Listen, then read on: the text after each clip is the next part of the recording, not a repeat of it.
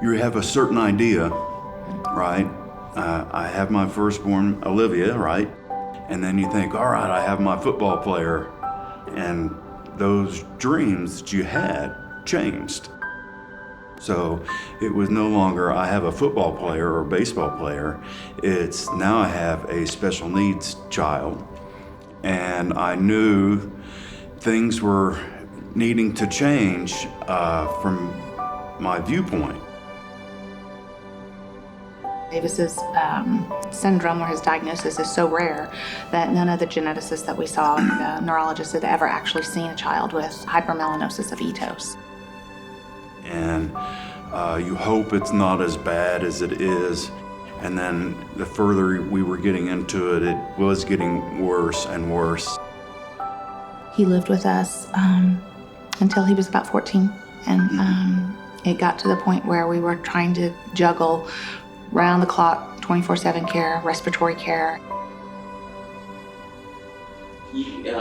Maybe share a little bit about your health and maybe what.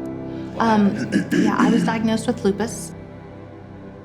And I thought I had thrown my back. I thought I'd hurt my back, lifting Davis, there was always some. So I thought I had thrown my back out. It was just so painful. So I had a CAT scan done, and I had multiple blood clots in both lungs. And they popped me in a hospital bed pretty quick. You were there for 3 or 4 days, and Davis was still in the hospital, and that's pretty much when I came to the realization that I just thought, I'm tired. And I just basically said, God, I'm giving it all to you. Help us figure it out. Baby steps kept leading us towards this, like, it's time. And I was really resistant to that because I just wanted him he's in my house, he's mine, right? I just finally had to relinquish that control and tell God, okay, I hear you.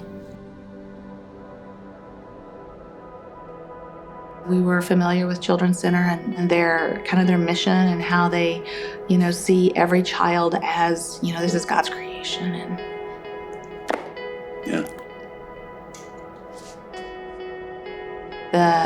The need in the community for a place like this. They talk about where miracles happen, and miracles don't always mean get up and walk out. Sometimes a miracle is just the people you meet and just the gratitude that you feel for somebody helping you and just understanding where you are and how to help, like, daily life, like how to live life.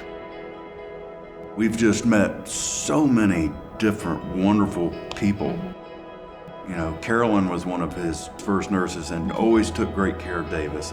And Matt actually started right when Davis came in. So they kind of grew up together, and, Davis loved Matt.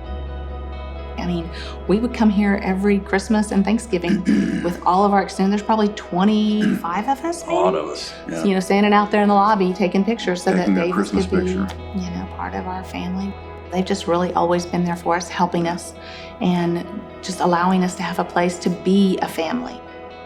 My favorite memories with Davis were on Sunday mornings. I would get up and I would go watch TV with my brother, and we'd just sit in there and watch TV together until Mom came back, and then we ate breakfast as a family.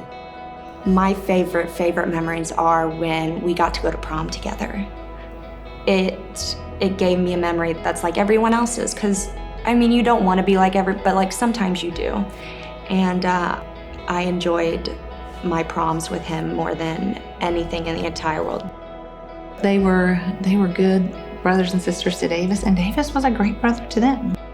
We never wanted Davis to feel left out, and we didn't want Olivia and Blake to feel left out. We wanted to go as a family, and we did as many things as we could together.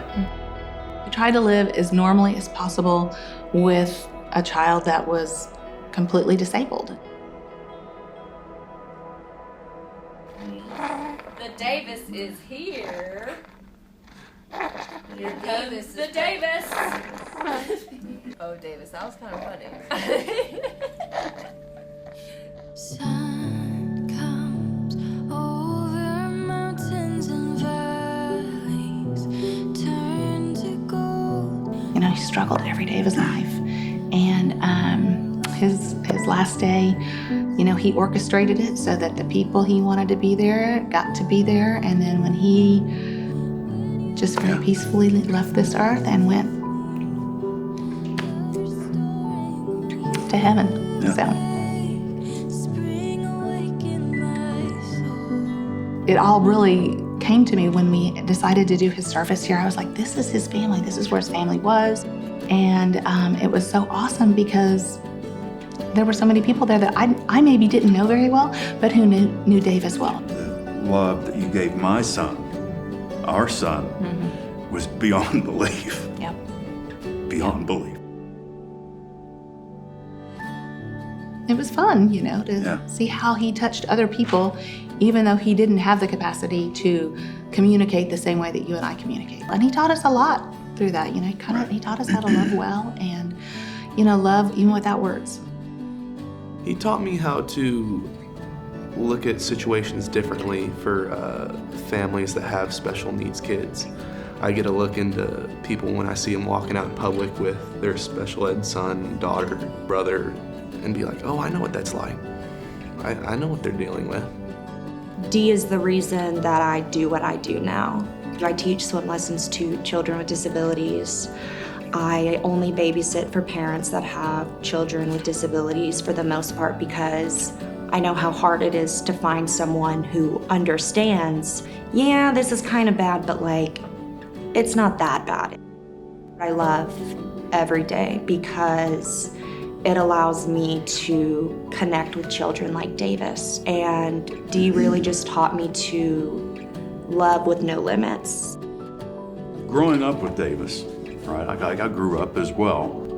I became a better person just all around, right? And sometimes I'm successful, sometimes I'm not, right? Like we all are, but and he taught me how to be a man.